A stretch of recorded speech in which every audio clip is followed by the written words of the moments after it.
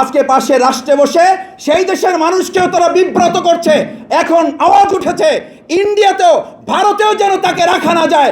আমি আশা করব ভারতের দেশপ্রেমিক নাগরিকরা এই সন্ত্রাসীকে আমাদের দেশে ফেরত দিয়ে তাকে বিচারে কাঠগড়াতে দাঁড়াতে তারা সহযোগিতা করবে।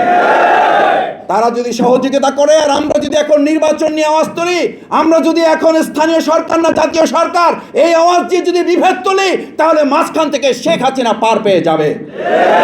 আসুন আমরা আমাদের সেই সেনা কর্মকর্তাদের হত্যাকারী, গণহত্যাকারী, ফ্যাসিস্ট, খুনি শেখ হাসিনা তাকে আসামির কাঠগড়ায় দাঁড় করানো এবং তার দলকে নিষিদ্ধ করে বাংলাদেশে সংস্কার এবং নির্বাচনকে এগিয়ে নেওয়ার জন্য আমরা ভূমিকা পালন করি। দেশ জুড়ে তোলপাড় ওয়ালটন ফ্রিজ কিনে আপনিও হয়ে যেতে পারেন মিলেনিয়ার।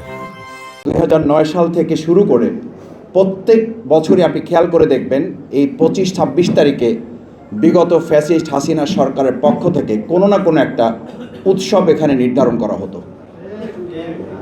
হয় কোনো ফেস্টিভ্যাল, না হয় কোনো মেলা, না হয় কোনো সাংস্কৃতিক অনুষ্ঠান। মানে এইটাকে তুচ্ছ-তাচ্ছিল্য করা, এটাকে হ্যায় প্রতিপন্ন করা, এটাকে ভুলিয়ে দেওয়া, জাতির মাথা থেকে এটাকে বের করে ফেলার একটা বিরাট চক্রান্ত এবং ষড়যন্ত্র কিন্তু বিগত 15 বছর তারা 2009 থেকে শুরু করে এটা তারা চালিয়ে গেছে।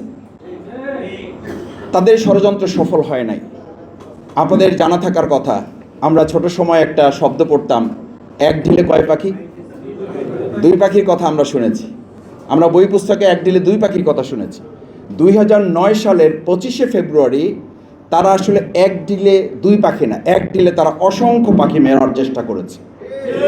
এবং এই এক ঢিলে অসংখ্য পাখি মারার মূল নির্দেশদাতা ছিল খুনি শেখ হাসিনা। শেখ হাসিনা 2024 সালে শুধু গণহত্যাকারী না, 2009 সালের 25শে ফেব্রুয়ারি মূলত প্রথম গণহত্যাকারী হিসাবে জাতির সামনে আত্মপ্রকাশ করে নাই।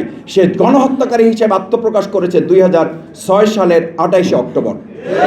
সেটার ধারাবাহিকতা ছিল 2009 সালের এই 25শে ফেব্রুয়ারি।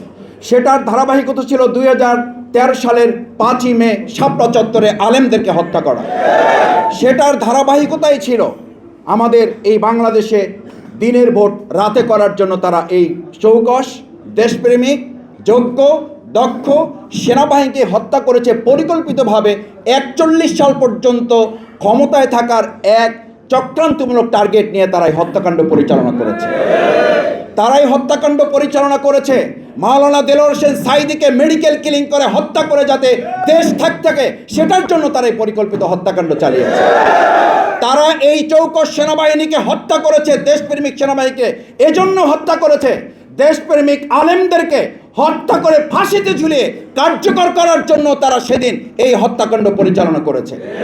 তারা হত্যাকাণ্ড পরিচালনা করেছে, আমাদের ফেলানীকে শুধু হত্যা করা নয়, তারাই হত্যাকাণ্ড পরিচালনা করেছে ফেলানীকে হত্যা করে কাঁটাতারের সাথে ঝুলিয়ে রাখলেও যেন কেউ প্রতিবাদ করতে না পারে, তার জন্য তারা হত্যাকাণ্ড পরিচালনা করেছে।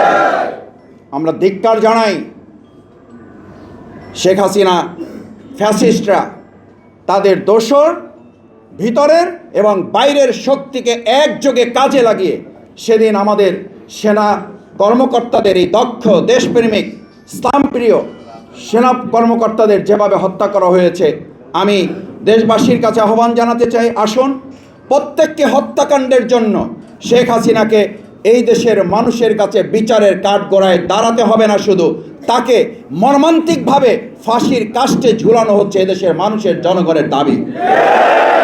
আমি আশা করি আমরা যারা নির্বাচনের জন্য এখন কথা বলি, আমরা যারা স্থানীয় সরকারের জন্য কথা বলি, আমরা যারা জাতীয় নির্বাচনের জন্য কথা বলি, আমরা যারা সংস্কারের জন্য কথা বলি, আমরা যারা নির্বাচনের জন্য এখন জীবন দেওয়ার কথা বলি, আমি বরং মনে করি এত হত্যাকাণ্ডের জন্য আগে শেখ হাসিনার ফাঁসির দাবি কার্যকর করার জন্য আমাদের জীবন দেওয়ার সিদ্ধান্ত নেওয়া।